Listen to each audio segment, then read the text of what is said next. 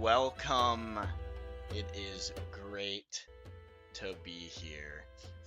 Today is the start of Campaign 2, Heart of the Sea. And we are starting the campaign off with a few prologues.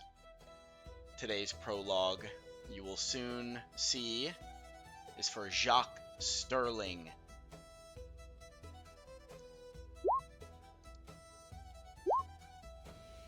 And Jacque Starling is a former pirate located on an island called Tortuga. Tortuga is a pirate's dream. No laws, unlimited rum, unlimited women, and plenty of loot to be had. As the salty air washes over you, the clear sand and water that run between your feet, Tortuga is home to a multitude of criminals, thieves, and much more. Towns scatter this small little island, and all that come here know one rule. This is a haven for all, and although they break laws, once you step on Tortuga, all feuds are left at the door. You're here to enjoy rum, tell stories, and wonder about your next adventure.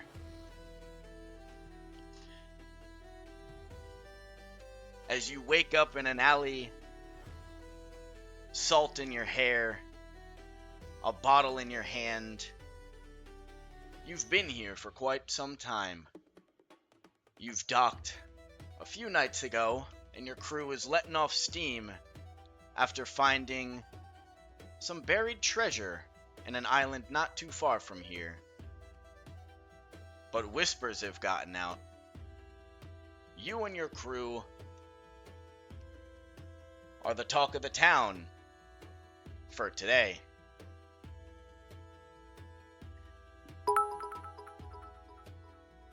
This man with the one bit. As you get your bearings and stand up on your 2 feet, many people walk by.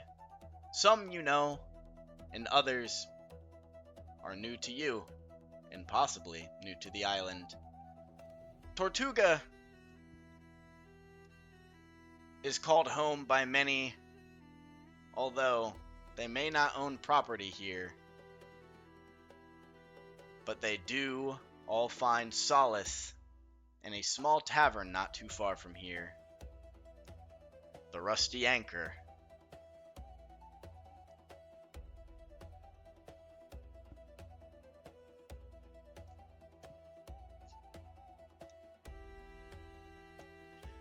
Feel free to introduce yourself, Jacque.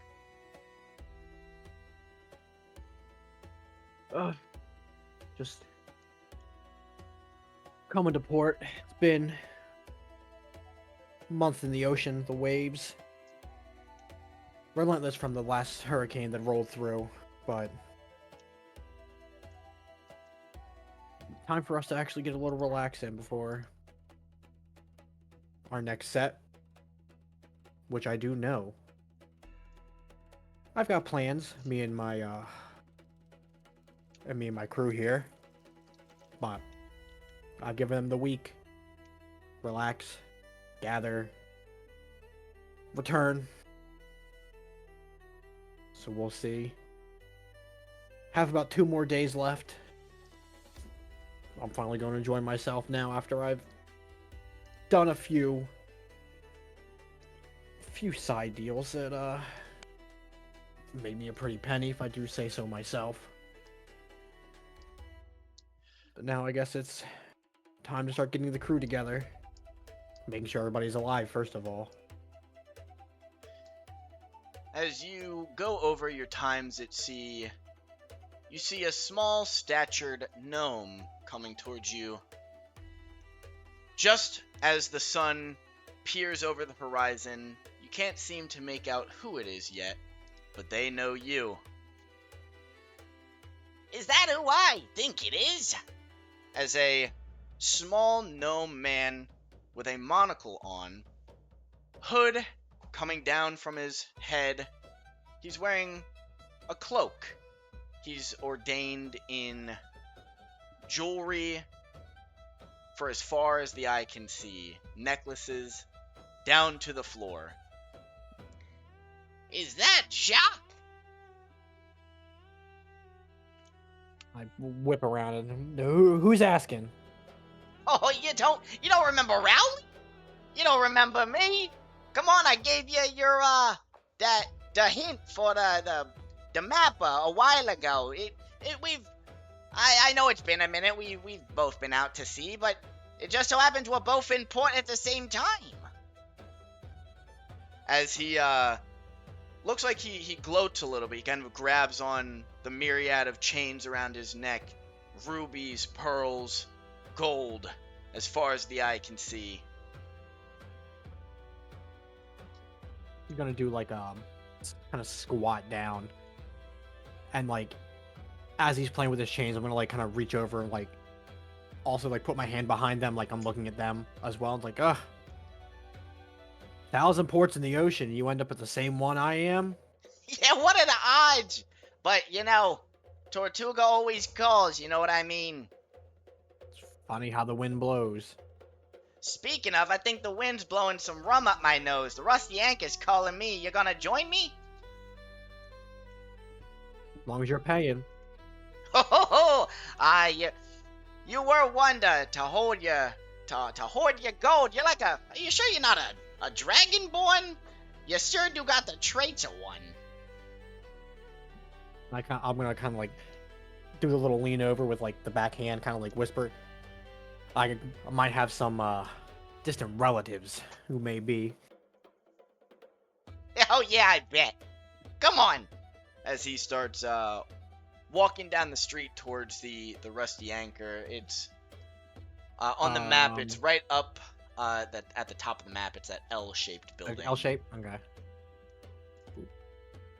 As you enter the rusty tavern, it's got those cowboy doors that kind of swing back and forth. One of them is clearly missing.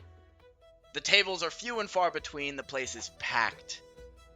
There's barrels with chairs kind of decorated around them. But today seems different. The barrels all seem to be full of wine.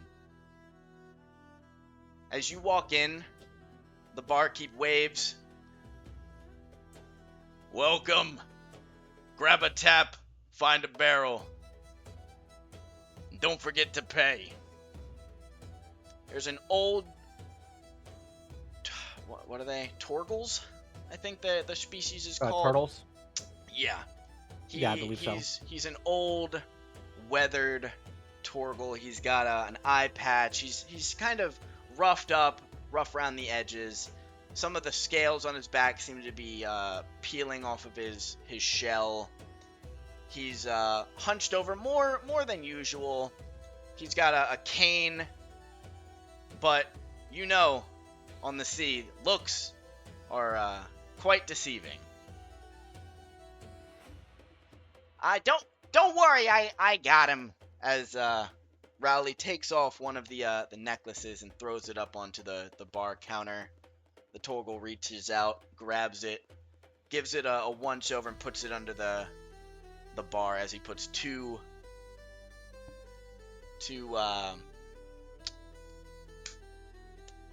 taps on the counter.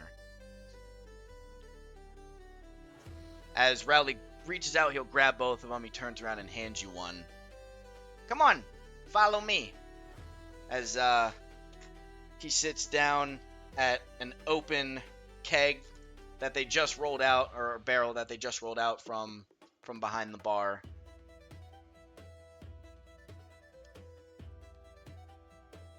Mel's I was Go ahead. I was going to ask ya. How was your last score? Why you back here? Relax. Replace the personnel that have gone missing, you know. Restock for our next. Oh, The usual long-term R&R. how's how's you and the crew? I know crews usually you're a tight-knit bunch, but there's a few select of you that are particularly close. How y'all doing? We're doing all right. Some of the boys, you know, we go back to the English days when those first came over. Started roughing up our seas a little bit, interfering with our trade. But Yeah, that's what you call it. they've given us trade lines to find. Oh, okay. Very exquisite. Me, I'm not that exciting, you know. I've been bouncing around from crew to crew, and let's just say I'm skimming a bit off the top. But you know, as much as I like doing that, I think me and you got something special, don't you think? We two peas in a pod. If that's what you want to call it, we can call it that. I'm not a vegetable man myself, but Oh, we have our acquaintance. yeah. Sorry, I'm the flint. You're the steel. I'm your gunpowder to your bullets. Yeah. As he gives you analogies, you think back and you remember you've only met Rowley maybe once or twice. So him reminiscing seems a bit odd. I'm gonna kind of lean back up against the keg and throw my feet up on the table. Yeah, remind me when we first met again. It's, you know, that salt air a couple months at a time kind of fogs a little bit of your memory. Oh, it was.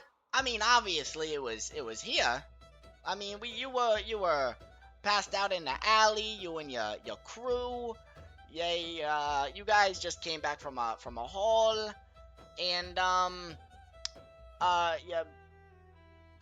your crewmate Hector. Yeah, he introduced us, and yeah, I thought we hit it off. We must have, if Hector speaking on your behalf. Yeah, that Hector. As you guys are talking, you hear some bickering outside coming from the docks. You hear two cloaked individuals kind of yelling back and forth at each other, talking about a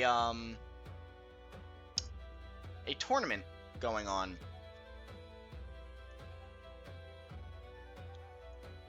I'm gonna kind of focus my attention to listening to the bickering outside. Give me a perception check. Hold on, let's switch back over.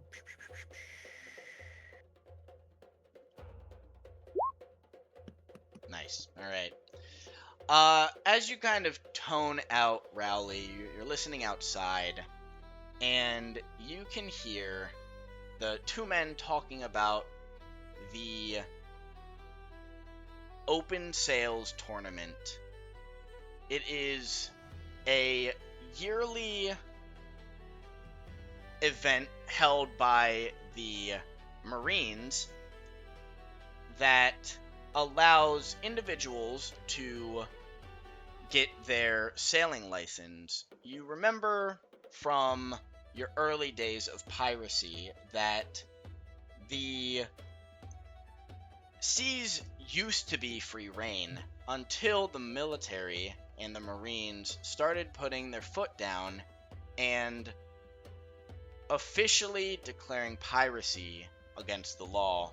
Now, it's been quite a time since the Marines have fully taken grasp, but you don't recall the tournament ever officially being held, whether that is for its location or for you simply not caring for government-affiliated activities.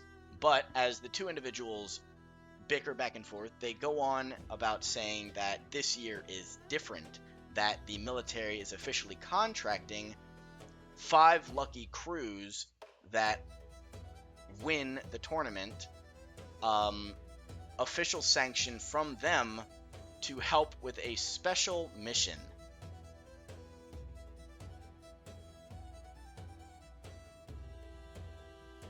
Well, my little friend here,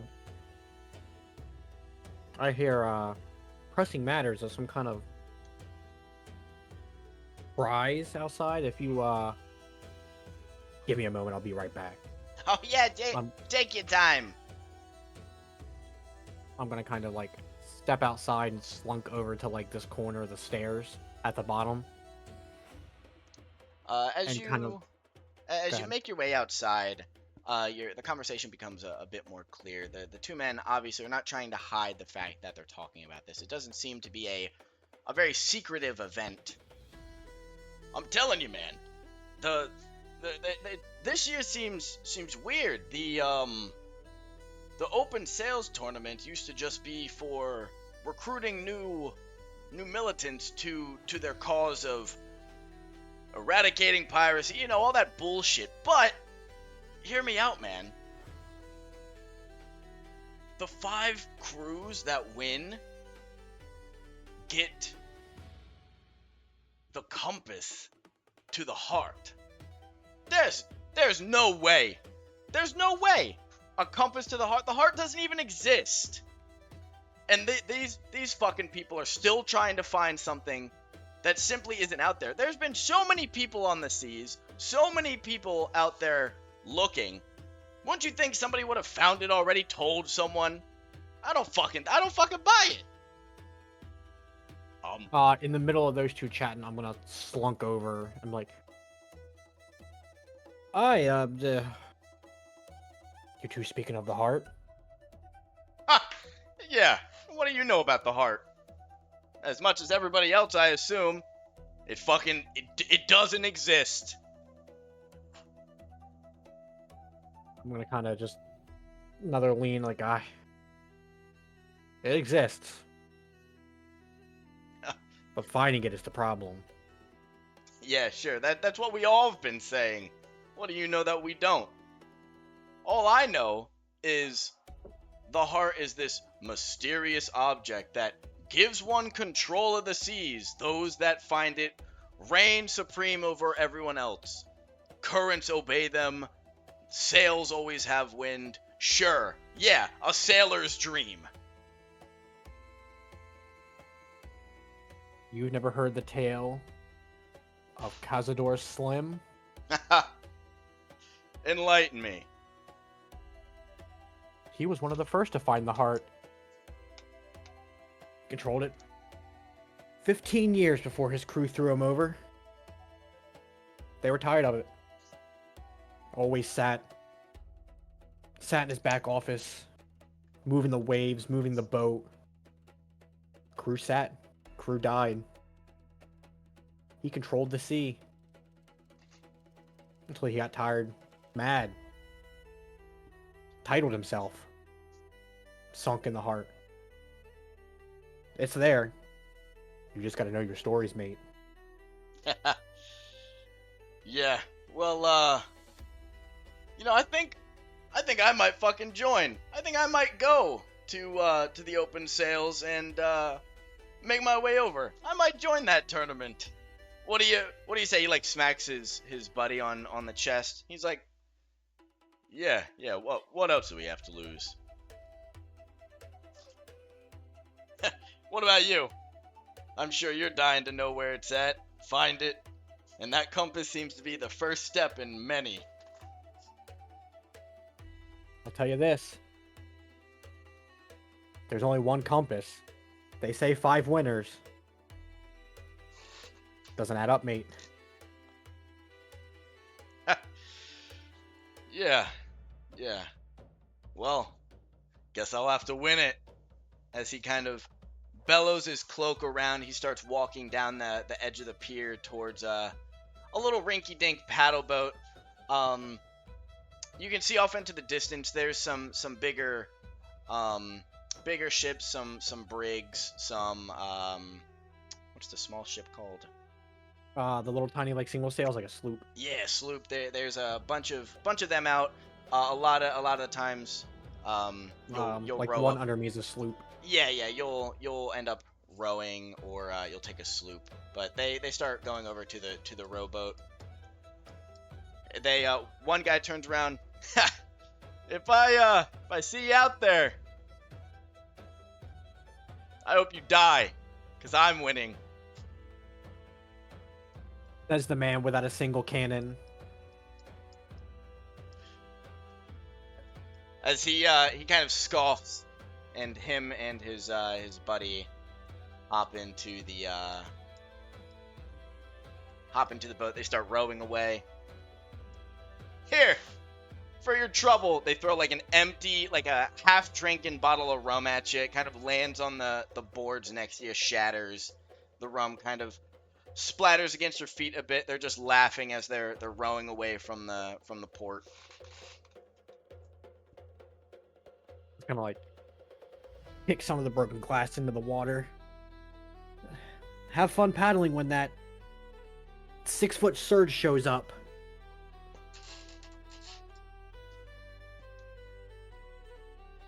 As they row away, you can see a bit further down the pier, there is a larger vessel. Seems to be full of goods. And here in Tortuga, goods are either stolen or they're here to barter. But the man getting on and off the ship, dropping bags onto the port, seems to be a lot more, let's just say, well-dressed than the normal individuals that reside in Tortuga. I'm gonna make my way down. I'm kind of start walking past him like I'm gonna walk up this pier. Okay, just hold. Let's see if he kind of says anything as I walk past. As you walk by, he kind of like grabs the back of your collar, kind of gives you a pretty firm like yank back. He's like, "You're where you think you're going?" You can see a large Goliath with hair kind of puff. It looks at one point it was slicked back, but due to the salt water, it's kind of matted down. Kind of looks like a lion's mane, as his mutton chops kind of are puffed out. You can see a almost like tiger stripes adorning his body. He's got a big open chest. He's got these puffy white collared shirts on, ones that you'd see from like British Englishmen back in the day. Big puffy pants. Where do you think you're going? I'm gonna, like, as he kind of like tugs the collar, I'm going to like whip out my rapier and kind of like just tap him with like this like backside of it, the smooth side. Mm-hmm. It's just like not like a hard like cane whip, but just like a tap, like don't tug on this. Yeah. All right, tough then- guy. And then put it back.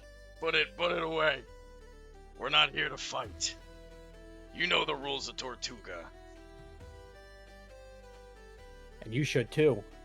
Don't go tugging on another man's collars unless that's what you're looking for. Don't go walking towards goods you don't know are yours. I'm just admiring the boat, son. Think we've gotten off on the wrong foot. He extends his hand. I'm Bradburn. Starling. Nice to meet you, Starling. You see there? As he points to the well-anointed vessel. This ship is got a pretty hefty mass. The front figure on it is a regal mermaid whose hair flows down. It's really well carved into the ship. Breasts hanging out, seaweed dangling by the scales. And as you go down the boat, 1, 2, 3, 4, 5 open holes for cannons to slide out. It's a pretty well-armed vessel. Probably not one used primarily for trade. We're just here dropping off some supplies. I'm gonna lean up against these boxes and kind of like kick a foot up. That's pretty armed for supply running, don't you say? Well, don't go telling anybody. As he kind of like pulls on his open shirt as he pulls over a insignia that lands on kind of like where a name tag would be on the breast of his shirt. He pulls it over, and it's a small insignia that shows 2 seagulls flying over a like wrapped anchor. And give me a history check.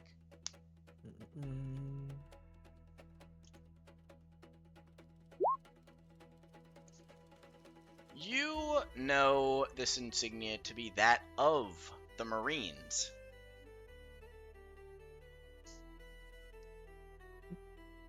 I see your little design there. What are y'all doing in our territory? A little weird for a couple uptight folk to be with us lowlifes. Well, you lowlifes sure do pay good for the right amount of goods. And, what the captains and vice admirals don't know won't kill them.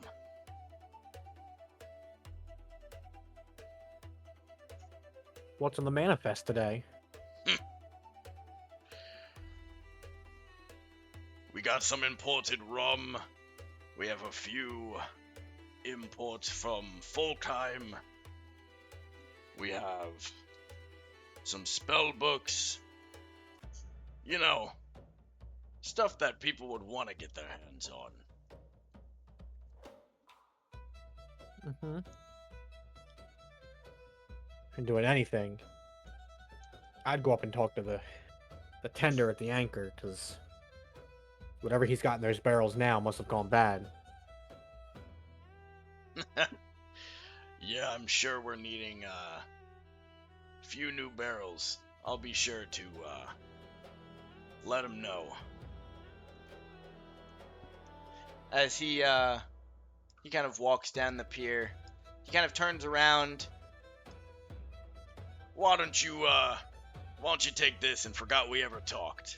As he hands you 15 gold. I'm gonna just give him like the hat finger flick on the hat. Yeah. God, I love Tortuga. You see him go down, he's just like messing through a bunch of the stuff. And as you do that, you see your gnome friend. You hear a big ruckus and just a doom as he gets thrown through the single door. He lands right outside, kind of stumbles down the steps. I thought this was Tortuga. I thought this was a free island. I thought we could do whatever. Keep your fucking mitts off my woman. As a big barbarian human kind of barrels back inside the tavern. I'm gonna kind of just slowly make my way up with like hat pointed down, like hands in the pockets, kind of like not like that inconspicuous kind of look you see people do where they're like walking into trouble, like that kind of like collected. Yep. As he lays on the floor, he kind of peers up from the ground. You know, when you're like laying down on the ground, you kind of look up to the person Mhm. behind you. He does that. He's like, he kind of gives a chuckle, laughs. Oh, look who I found! Oh, won't you help me back up?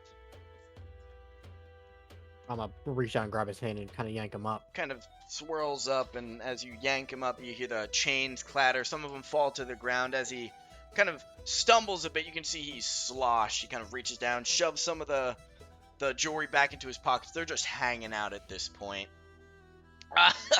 Come Jacque, I got a confession to make. Come here. This is oh, come here. As he kind of stumbles over to the boxes right over here.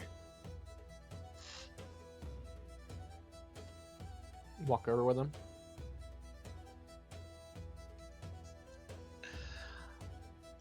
You've been you've been nothing but nice to me, and I thought I could go through with this, Tortuga and all, but Hector's been he's been planning.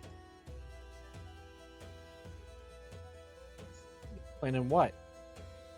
Oh, you poor soul. Oh man. If I was in your shoes, oh, I'd be furious. I'd want someone like me to tell you, He's making off with your ship. Probably right as we speak. You're saying my first mate, the man I've known since prison with the Marines down there, is making off with my ship that I drug him out of prison with.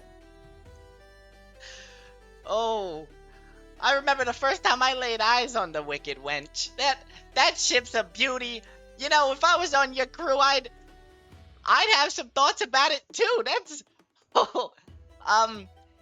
You might want to make your way down to Smuggler's Bay. Oh man, here, take one of these. He tries to hand you one of the gold necklaces.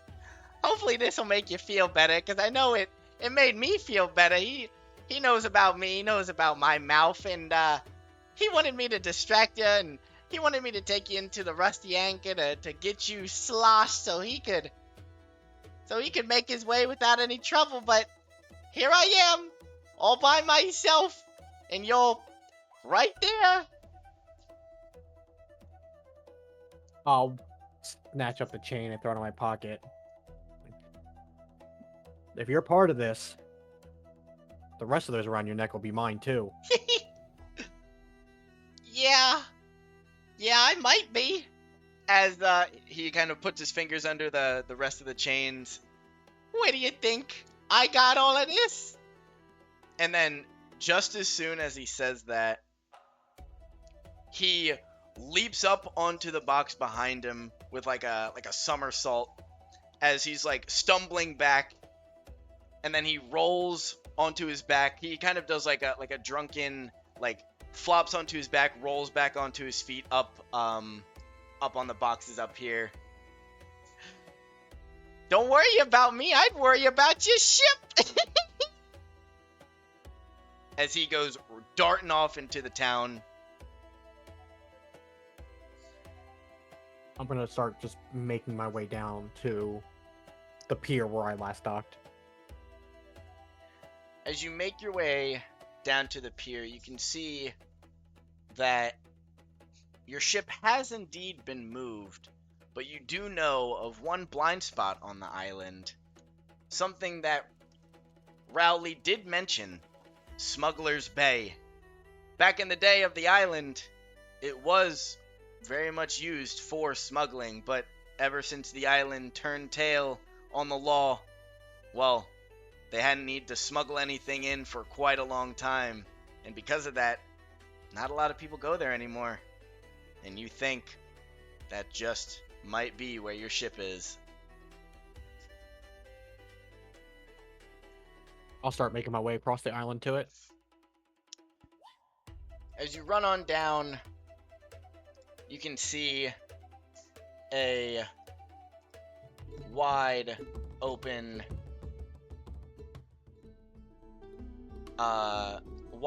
passage met with a few windy different roads. The path hasn't been used in quite a long time, but you see a little carriage as one of your lesser crewmen kind of mingle about in the supplies. One of your men stands at the dock, and all the way out there you can see Hector standing behind the wheel, kind of admiring and telling some of the other crewmen to hurry up. They haven't spotted you yet.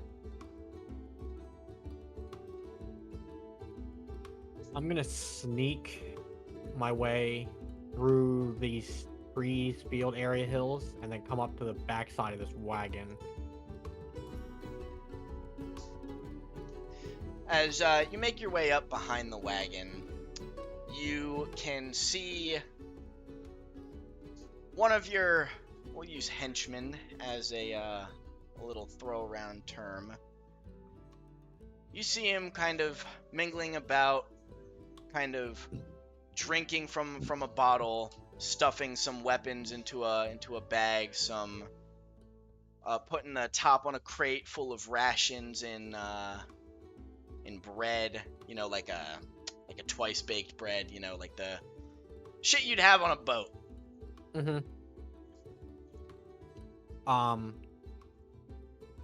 I'm going to like surprise pop out around this corner and like catch him off guard while he's like kind of like fumbling around putting things in bags and just like, little minnow. Oh, whoa, whoa!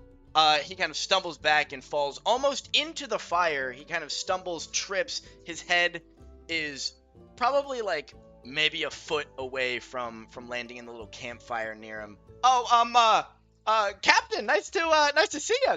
Glad you can make it. I'm going to like step up on him and kind of like put my foot on his gut and like put the pressure, like I'm going to start pushing him back towards the fire more. Mm-hmm. Whoa.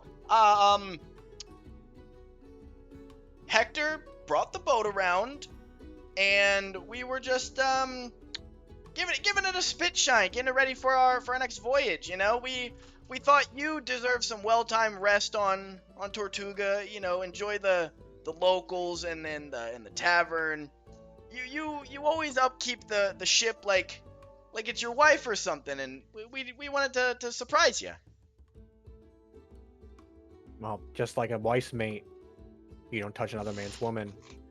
I'm gonna like start pushing down a little bit.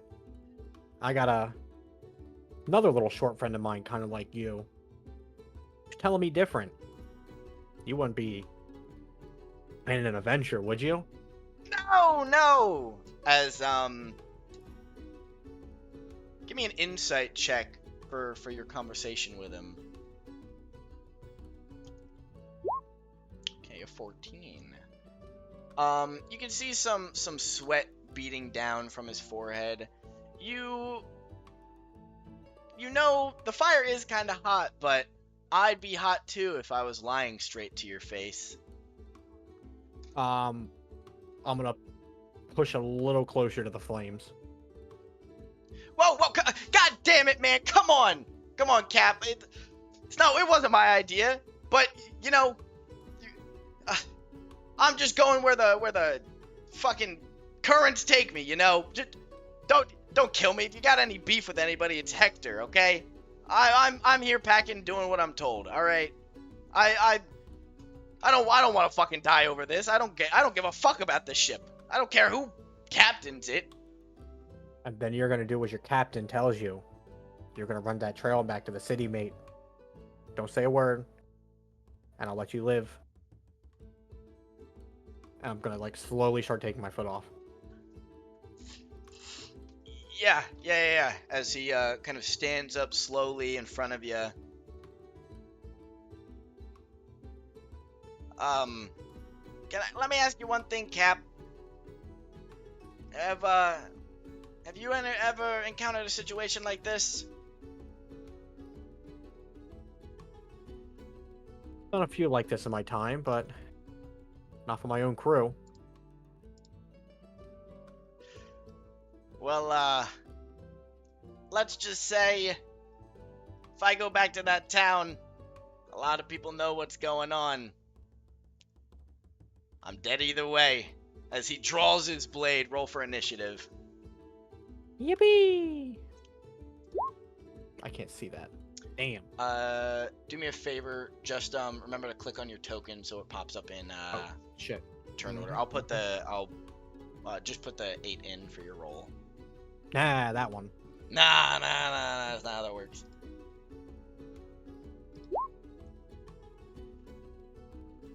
Crazy. Still would have. Oh no, I would have 21. I have a thing with rapiers.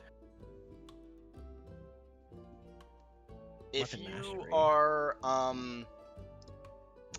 the thing with the rapier, if you're Yeah, talking about if I hit a creature and do damage to it, I have advantage on my next attack roll against that same the creature. Vex, ignore that. I'm almost positive.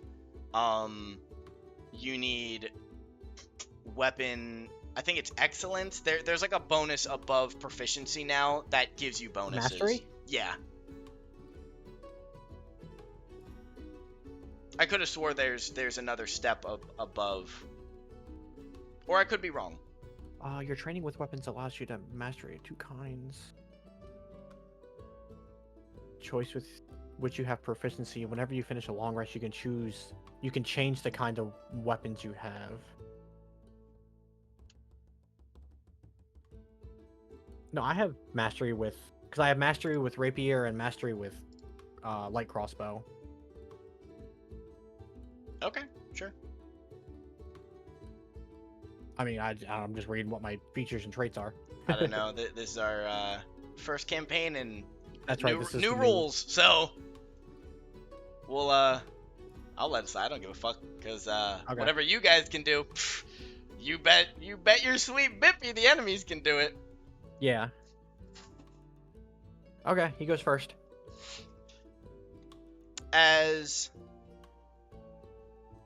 the bandit lunges out towards you, he kind of fakes you out by the dagger that you saw he had. He kind of throws it out You're and then is showing your bandit screen. oh shit, is it? Yeah. Oh, there we go. I had to like detach it. Mm-hmm.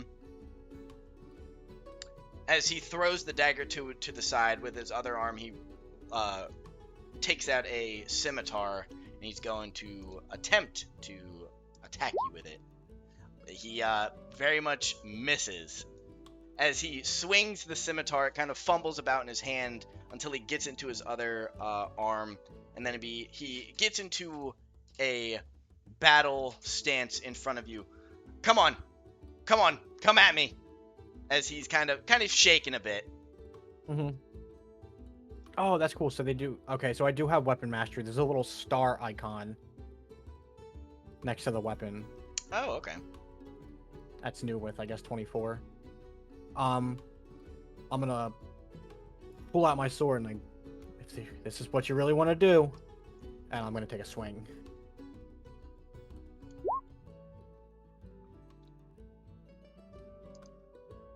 Did you just roll to hit? No, it's got to roll damage on the side. Is that new? Did you click the big? Oh, I clicked the hit DC. My okay. bad. Yeah, if you click the little like that star and like clash icon, it'll do both. I'll take your first hit though, because it did actually hit. Damn, 11. Hold on? Why is it sneak attacking? Is something triggered? It shouldn't be. You do have like sneak attack on your actions. I forgot you're a rogue, so I'm not sure.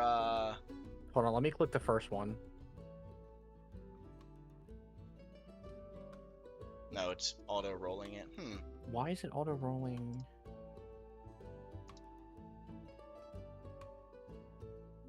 It's got normal roll chosen.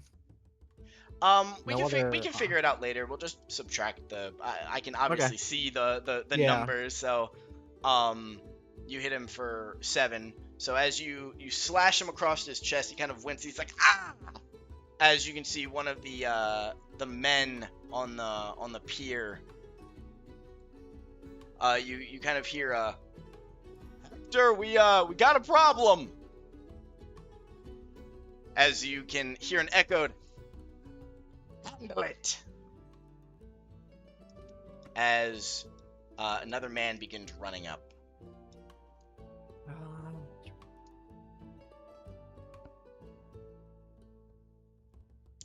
And then let me roll for him.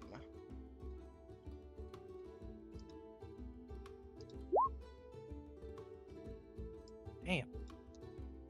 He's gonna go next turn, so don't. I'll leave him down here. Actually, I didn't need to roll. His initiative would have been 0 anyways because he just joined the combat.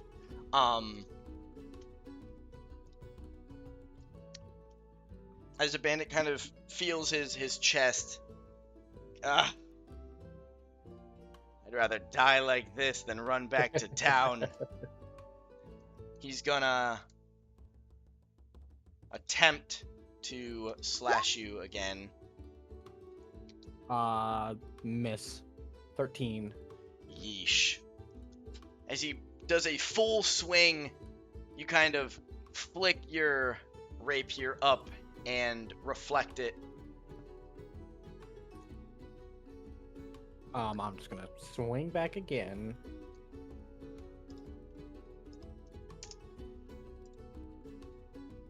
Where's the sneak attack coming from? 6. As you how are you gonna kill this treacherous little man? Did it again. I'm gonna take off the hand that he's holding the sword with, Okay. and then I'm gonna, as he's grabbing his hand, you should have went back to town, mate. Could have been anybody. Didn't have to keep your name. Tatuka's the nameless town, especially for our kind. And then as he's like on the ground, I'm gonna kind of just like step behind him towards the guy that's coming on, and then just do like walking past, just like a side slash up against like the side of his chest.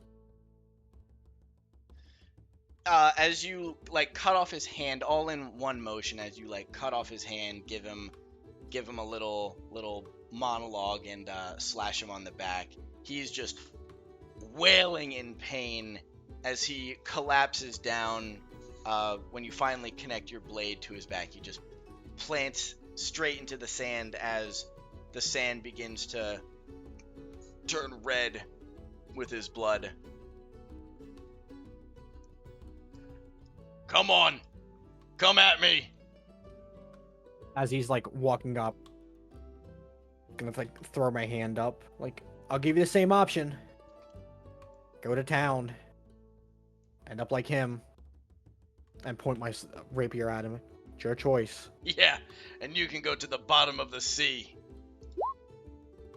As he lunges out, you narrowly avoid a very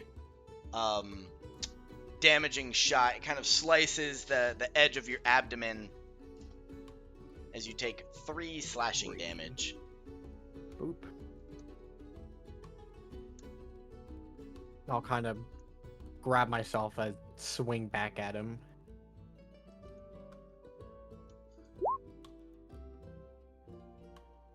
Holy fuck, is that a 21? Man, you are killing it. 16 plus 5. Yeah, that'll do it. just gotta figure out. I'm gonna Google the sneak in the meantime. As you lunge forward and slash him, he just kind of grits his teeth, rears his blade back up. I've wanted you gone since I seen this ship. Hector is a far better captain than you ever could be.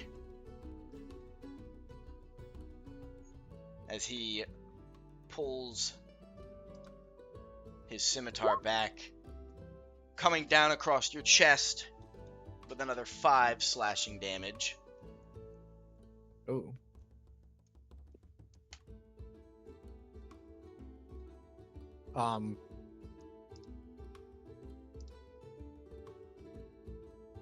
I'm going to take a slight step back.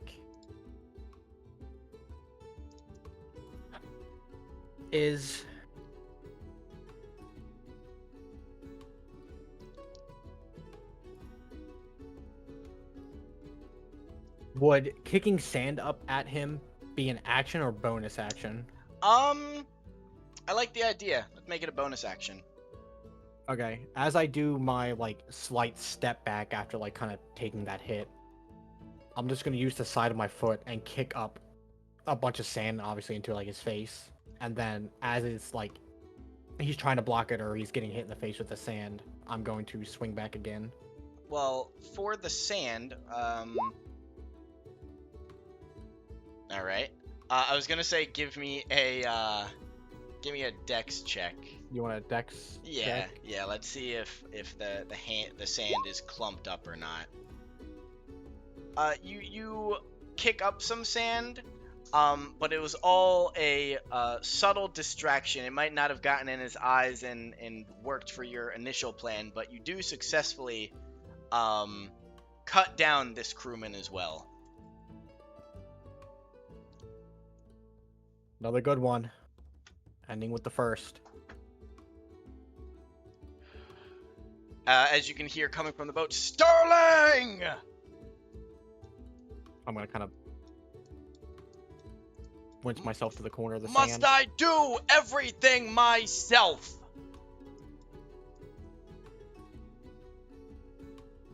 Hector, I'm 2 for 2 right now. I wouldn't be so sure. You should have stayed up on the ship. He is going to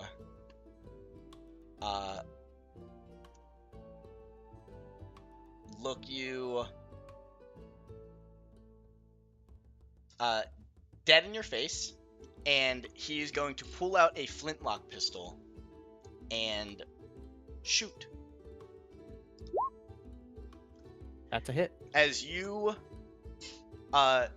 see Hector pull out the flintlock, you attempt to get to close the gap, but it wasn't enough. As you hear a cloud of smoke puffs in your face, and your vision begins to pinhole. And as you fall back, you begin going in and out of consciousness.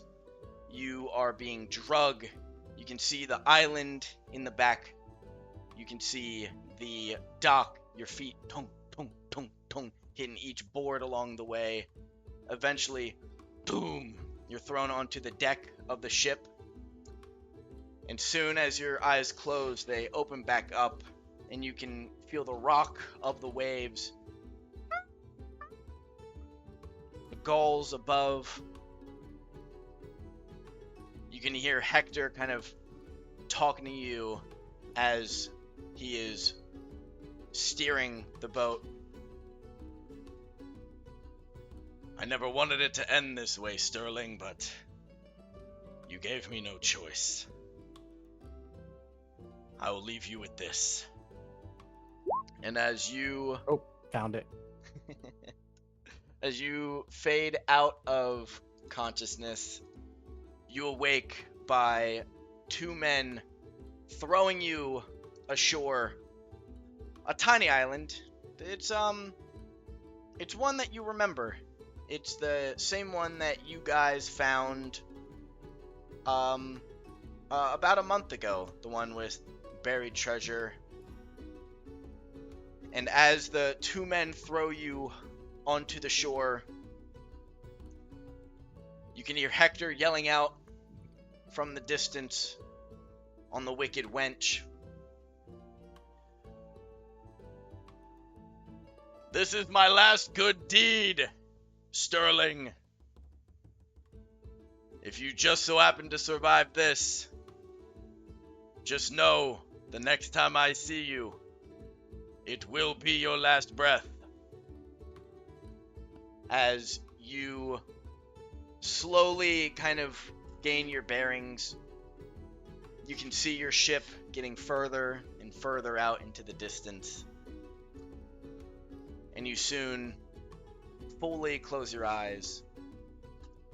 As they open back up, some time has passed. You awake with some water splashing over you as you are barely on this island.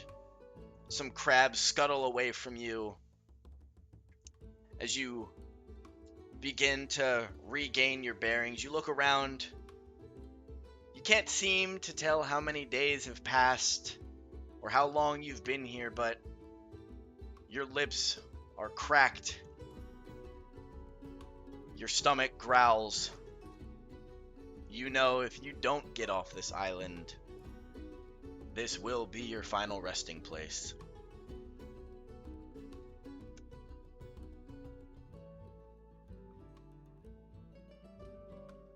I'm going to kind of gather myself as I'm obviously been laying in this blood-clotted sand for a day or two, and kind of bring myself back to the shade, and kind of collect myself, gather my injuries.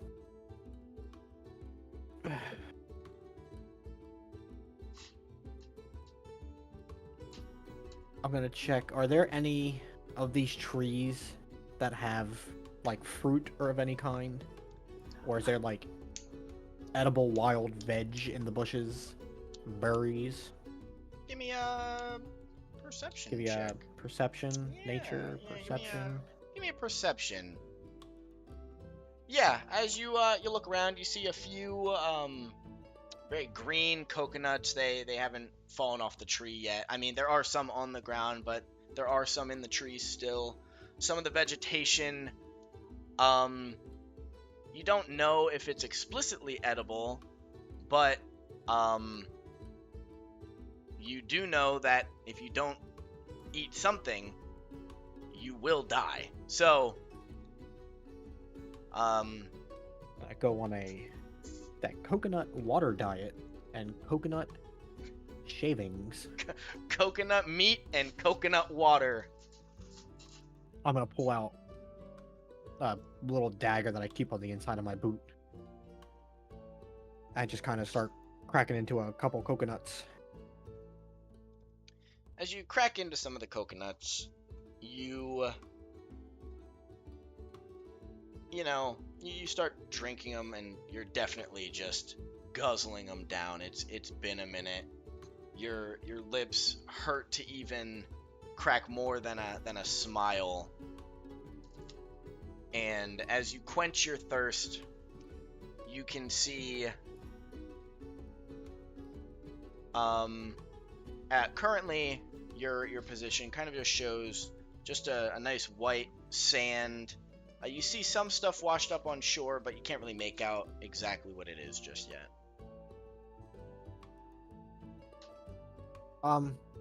Take one more drink and then kind of start making my way, well, south of the shoreline. Kind of fry like whatever this rubbish that may be floating up. As you look at the rubbish, you can see that a lot of it consists of some driftwood, your occasional crate, and just general trash. Some floating, like rum bottles. I'm going to pick up most of that garbage and drag it back up here to my little area. Kind of use some of the planks as like supports for like a little lean-to. The empty rum bottles, kind of swish it out with the salt water and fill it up with coconut water and kind of sit it underneath the lean-to. Is that crate sealed, or is that like a just open top floating around trash crate? It is a sealed crate. I'll take my knife and kind of start jamming it around what I looks like the top edge or open side edge, and start kind of just prying. As you begin to pry it open, you're met with some cloth. It looks like some fabric that is most likely used to make shirts and pants. This probably fell off of a trade ship. The shirts do look, or like the cloth looks very well made, almost like a royalty, but to you, at this moment, monetary value is your second thought. Is it cloth like cut shirts cloth, or cloth like roll? It's it's like rolls of cloth, shit that you'd find at like a cloth store. Okay. Like a fucking what's that cloth store? Fucking Joanne's. Yeah, at Joanne's. It's like some small rolls. They're probably like maybe 3 feet by however big the roll is. And there's probably 4 of them in there. So I'd say in total you probably have 100 feet of cloth. So 3 feet by, let's say, 25 feet cloth rolls, and you have 4 of them. Okay. I'm gonna bring all this up kind of in my little area and kind of explore. I'll walk up this north shore to see if there's anything like interesting up this end. As you walk up there, you can see a lot of jagged-edged rocks. The backside of this island is, it almost seems like the island's cut in half, this side being more of like a beachy, sandy area, and the other half being like a small cove that kind of carves itself into the backside of this rock formation. But from this side, it doesn't seem like there's any point of entry. Like this, like a cove thing up here, you're saying? Or is that like off map? Yeah, cove thing up there. You just you can't make it out at this moment. I'm just gonna keep walking up, and I'm gonna. Is this super high up? This platform yeah, here? I'd say that's probably like a 15-foot spot, but the rocks do lead up there. You could, it does look feasible with enough tenacity. Yeah, I'm gonna kind of just slowly make my way up, like that.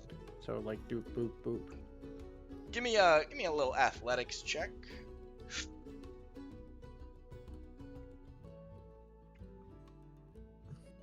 Yeah, you make it up there without any relative difficulty. And I'm just gonna kind of cruise everything just straight all the way around, since I have like a higher advantage now. Yeah, as you kind of peer around, you can see on the backside of this very large rock formation, and behind there you can hear. You've been on the sea for quite a long time, and you know the sounds of waves breaking against rock versus breaking against sand.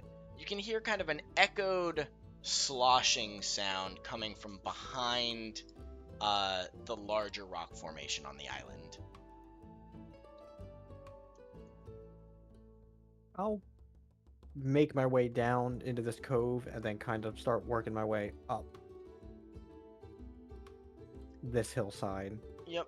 As you make your way up, the sound becomes more clear. It seems there is a grotto hidden within this rock formation. As you kind of peer off the side, my map doesn't illustrate it, but there's a big cutout in the rock formation.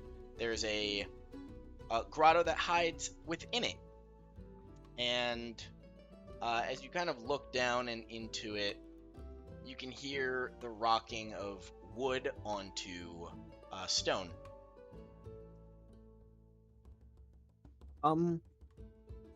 How tall of a jump would this be? Just going obviously into the deep water right here, This is like right probably in the opening. it's probably a 30-foot drop. The Okay. waters around here are pretty shallow. I will climb, back down and then walk the shallows to the grotto opening. As you make your way to the grotto opening, you can see that once you get to it, the shallows become deeper and deeper. It eventually gets to the point where you're kind of up to your chest, and any step further is a drop off.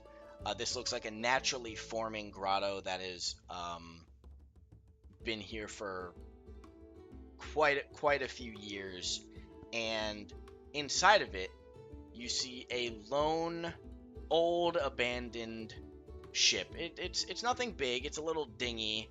I'd say it's more akin to like a paddle boat. But it is barely above water. It is only banging against the rocks because it is tethered on with a single rope to a small rock formation, and it's kind of been banging against these rocks for quite some time. Cheesy shaboing boing is crazy. Welcome, Dank Joe. Good to see you. We are I'm going in the midst of exploring some backstory. I'm going to go back, travel all the way back to my box of goodies, Yep. and yep. like throw. Obviously, I'm gonna grab and rip off some of the like coconut husks, Okay. and I'm gonna cork like I have 4 or 5, whatever I have for bottles of coconut water, as like a makeshift like lid. Okay. Yeah. I'm gonna throw those in the crate. Obviously, some of the chunks of like good, still like decent pieces of wood, like planks, into the crate, and then use some of the cloth and like twist it up in like a rope and kind of tie it to the crate, and I'm gonna drag it with me around through here. I'm going to ask you to Go ahead. explain to me how you will get your crate of goodies over this small rock formation. I'd say this formation right here is probably maybe 5 or 6 feet tall, but it is like a very sharp, it's almost like a stone wall. Okay, that's what I was waiting to hear.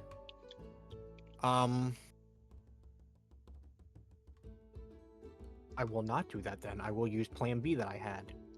I will come to the water's edge, and I will float the crate as I walk the edge using the twisted up. One of the twisted up rolls of fabric is like a rope. All right. Float it, and as I walk the edge or edge of the rocks, and drag it in the water with me. All right. Yeah. And then obviously I'll do the same thing into the grotto, and then obviously I'll have to swim in the opening and just kind of like have it tied around my arm or something as I'm like swimming through. Yeah, I think that perfectly works. Once you make it into the grotto, there is like a nice flat kind of plateau that comes out. It's probably only 10 by 10. You can see that very, very long time ago, there's a few crates pushed up against the corner. There's a bedroll, but it's been chewed by rats. The crates seem to also have been pillaged by the wildlife here.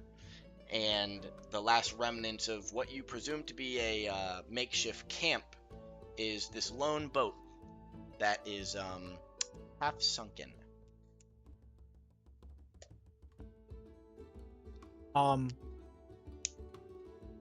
rowboat as in the terms of like it's easy enough to like just pull it, the rope from it onto like the sandy edge,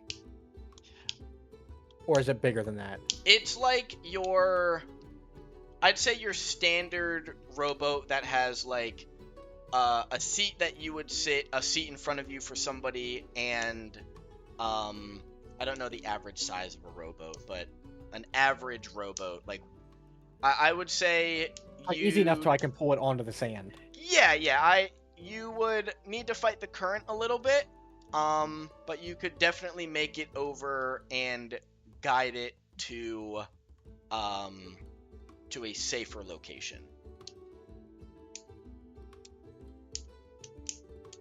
Okay.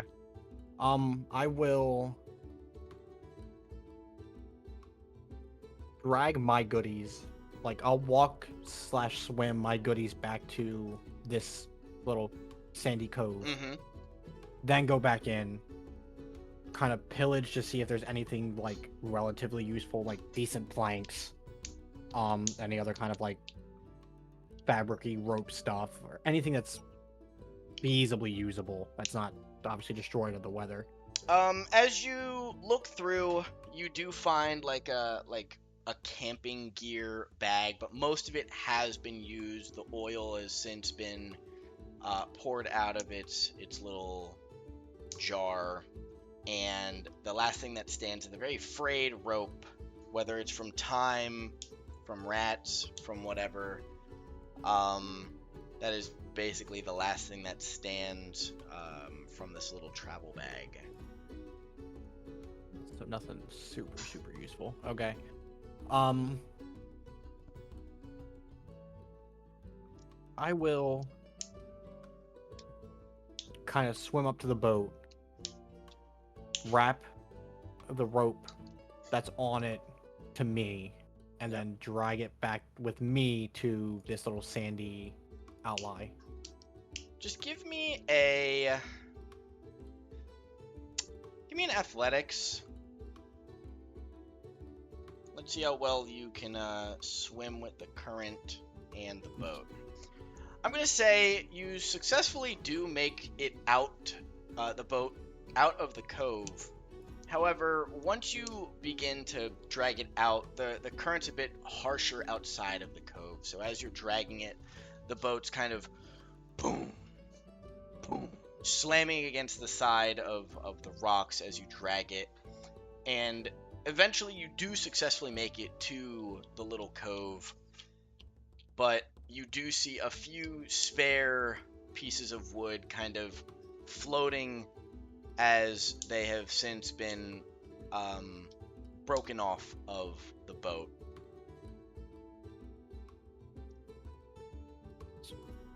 I'm gonna pull the boat up and start, getting the water out of it, tipping it to drain it.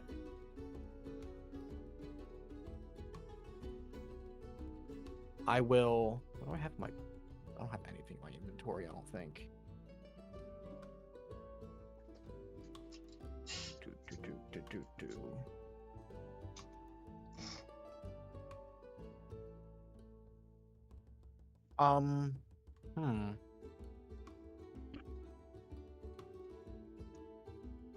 I will start. I will take everything out of the crate. All right. And I'm gonna start taking the crate apart. Okay. But when you're like banging apart a pallet and you're just like backing the wood panels off of it, but the nails are still in it. I gotcha. I'm going to bang the panels off of the corners so that way the nails are still on that like outside support boards. Yep. And start using those boards to patch the missing boards on the boat. Yeah, I think that that works.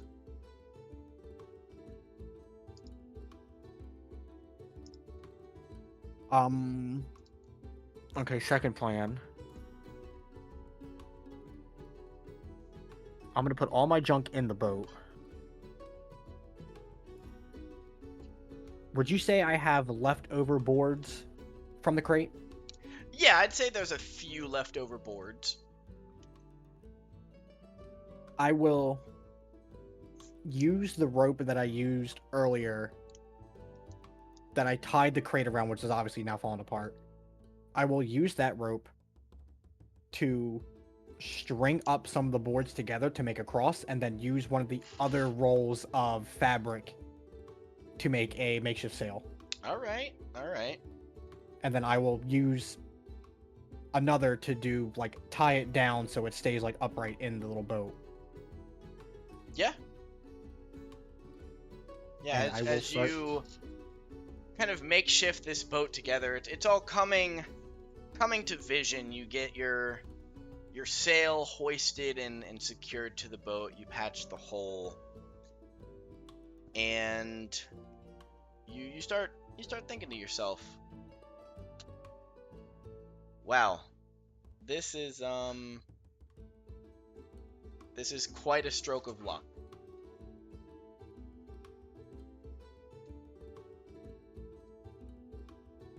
I'll grab a few more coconuts before I leave and jump in the boat and shove off. Before you shove off and before you grab your coconuts, give me a little give me a history check.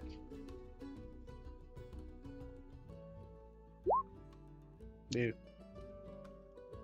Your time out on the sea has given you many different stories and legends and tales, but one that you know is very true is the tale of Origin Isle. Now, this tale goes as follows. Back in the day, before most of the world had been explored and had been documented, Origin Isles served as a port for all and any due to its geographical location and curiosity that makes the currents around it and all of the world, no matter if you run out of wind, no matter if you get lost, with enough time, all currents will bring you to Origin Isle.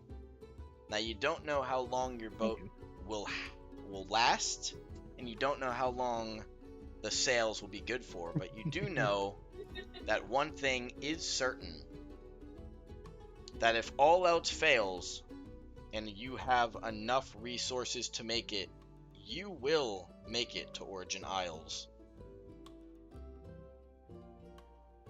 So with that in mind, you kind of part of the sea.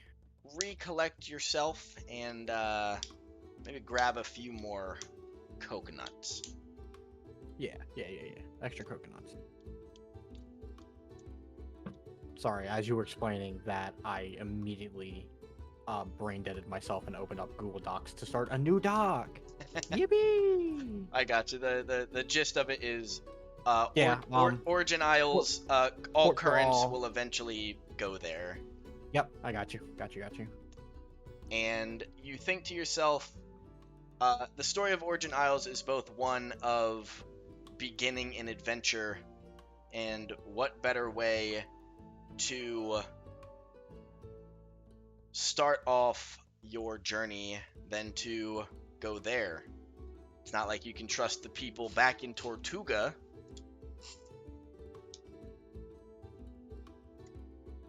That sail it is.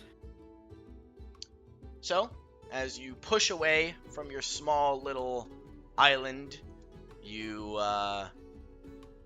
so forcibly had to call home, you make your way out on a little paddle boat with your makeshift sail and your coconuts to last you for a small journey. Coconuts? You hope for strong winds and even stronger currents to bring you to your new fresh beginning, Origin Isles. And that's it. That is the prologue for Jacque Starling. Hey, I'll dig it. That's good. I like that. So let me just end off the YouTube portion. Thank you all for watching. Make sure to tune in tomorrow for another prologue. And I hope you stick around to see what our campaign has to offer. Bye-bye!